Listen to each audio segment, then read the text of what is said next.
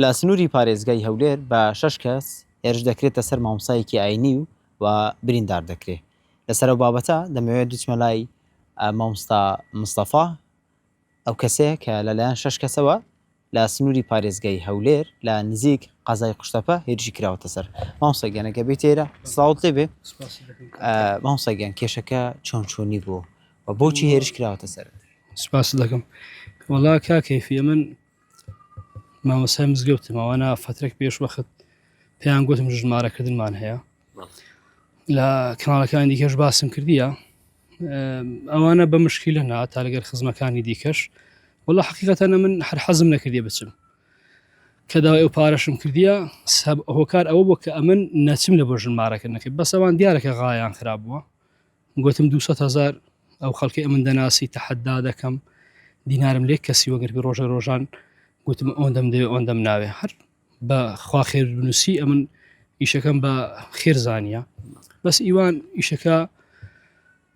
دەمیوز نەچم ئەوم کردە مەهانە حقیقەتەن، چکە بەڵگەشت لە بۆ قسانەی من ئەوە دەوروبەرەکەمە خەڵکێ دەزانی چێ هێبرێ پارەم دایتە مامۆسای ئەوجا خزمەت بەڵێ کە چوین ژنەکەمان مارە کرد هاتینەوە،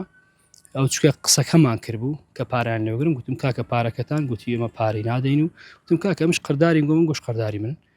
100,000 بەبێک دەکەوی 100شم بدەنەوە بە سەلاموتیان نا مەشتیوان ناکەین و کو دەبێ ئەتو برێمە قەردارن و ئیدی دەین و شەڕیش دەکەین و حەقی خۆشمان لێ وەردەگرین 100,000ەکە و لێشت دەدەین. ئەمیش بە حکومی خزماتیمان هەیە. گوتم باش کاکە، بەس لەو قەنەعاتی دانەبووم، یانی جورئەت و غیرەتیان ئەوەن دەبی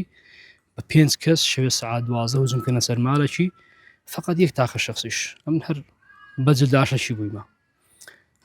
هاتن لێرانە شەڕەکە لێرانە بوو، بابیان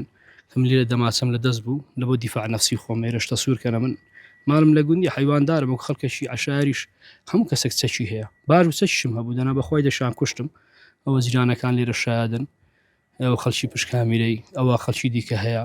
ئەوان هەر دەیانگۆ دەیفڕێنین دەیبین، ئەوجا نازانم داویستم لێ بکەن چێم بفڕێنن لە چێ بم کوژن، چکەوانە سابقی تاوانیان هەیە، خەڵکەشی دیکەیان کوشتی 17 ساڵ پێشتا بابیانەوە فەرهاد محەممەد خدرا، ئێستاش پراوشتی هەیە لە شتەبەی لە محکەمەی پاش شەڕێکی لە پێرا شەڕێکی لەگە هەموو خزم و شت مەشاکل و فەرتەنە و مشکلەی هەبووە. میش تەحەدای دەکەم کەوا ئەوە ئەوە ئەو جارە دووەم جارە چوومە محکەمە و مەرکەزم دیتە مشکلەکە ئەوە بوو. پاشانیش دەماچەکەی بە دەرب لە من وەگرت، ئەو جە بە بخۆ بە چار کوڕەوە هێرشان کردە سەر من. بە ئێستاش حالی حاضر شتەکانمە لە محکەمەیە، سوپاسی هەموو لایەکیش دەکەم، هەموو کەناڵەکان خوا خێرامنووسی مۆفەق بوون. حکوومەت ئێستا تۆ کێشت هەبووە لەگەڵ ئەو کەسانە یاخۆ تازەیە کێشەکە؟ ئەمن کێشەم هەبا نیو سعات پێشی داواکردنی پارەکەی کێشەم دەبوو، ئەو کات بە ئەوان بەهات بنا کێشیان هەبا هیچ پێشتر نەبووە، هیچ نەبووە. ئەی باس لەوە دەکرێت کێوەی کێشەتان هەبووە؟ نا شتیوانی ئەوانە ئەگەر ئینسان شیر حراری بن ئەوان بنەوە خزمی ما خزماتیمان هەیە جلەیە، ئەوە خزماتیمان هەیە، ئەمە کێشەمان هەبا ئەمن ئەوان چوینە خاتی نەکردم ئەمە چوومەکەنەوەن مشکلەکمانە فقط مشکلێوان پارە بووە، پێیان عجب بووانە عسکەرینە و خۆیان بەشت دەزان چووی ئەگەر بزانین کە کێشە دروست دەکەن بۆچی لەگەڵیان؟ کاکە دەزانی کووە هەندە شت هەیە بەدەستە تونی ئێستا تو کابرا خزمە ئێستا دووگۆتەم ئێستا تازە گوتت تازیم هەیە پاشان دەڕۆم ئی باشە تۆ خزمە تازیەک هەر دەچی وێندەری ئەوەش ئیشی بە من بووە حاجەتێکی بە من بووە من لە بۆی جێبەجێکم حەزیشم نەکردێ بە خودای بچم کتم مەهانە گوتم کاکە پارەم دەوێت لەسەر پارە گوتم 200,000 دەوێت بەس تاوا نەچم ئیشەکە ئەمن تێدا نەبم چونکە ئەوان بەخوایان دەزان ئیشەکەیان بە مشکلە بوو ئیشەکەیان 2 هەفتەی خیان ئەوان داوای کچەکیان کرد بوو ئەوانیان نەدان لەوی کچەتریا وەڵحاسلەوە مشکلەی خۆیان بوو ئەمە دەمزانی ئیشەکەیان بە مشکلەیە لەگەر ماری کچەش بە مشکلە بوو. وەڵا ئەو فەرهاد محەممەدەکە بەخۆ بە چار کوڕی سەمەد و فەرمان و محەممەد و فریاد نا ئینسان حقت بە یەک کوڕی نەهات بوو فەرهەنگ ئەو مووقفی پیاوانە بوو ئەو نەهات بگوتی ئەمن نایم شتیوان ناکەم لەگەرتان بەگەریان نەکەت بوو دەنا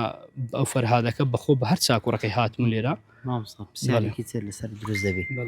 مامۆسای ئاینی و چەکیشت هەبێ چۆن دەبێ ئەوە بە خودای ساری خەڵکە پرسیارەکەی خەڵی لە جێە بەڵام خەڵک یەک سەری شتەکان دەبینی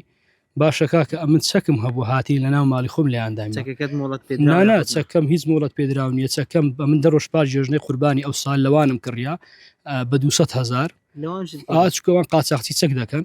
ئەوان کە قاچاقچی چەک و سیلا دەکەن حەف کەسیش لەو گونگەی چەکی لەوان کڕیا ئەو خەڵکی محکومە خەڵکی قەتی کردیە خەڵکی ئێستاوا لە مرکزی ژیرایە هەموو چەکی لەوان کڕیاوان چەک فرۆشن لە چێمە وڵات چەکەم ئەوان بریان لە بۆ جەماعەتی ئاسایشی لێرە بنکەی ئاسایش چەکێبنی وەگر و بەزنەی گوتوەری بێ زەحمە دەنگۆش خۆ نەچونم مامۆسای گولبارانکەن چەکانی خۆشتان بینن ئەوان بە کلاشوف بە دەماچەوە شات مەسەرە من ئیوان وەرنەگیرایە بەس دەماچەکەی منیا وەگرتیا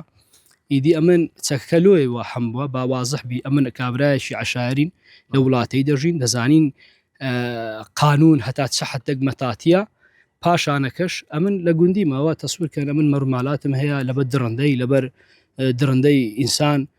ئەو چەکەم پێ بووە ئەگە پێم نەبا هەردەیان کوشتم.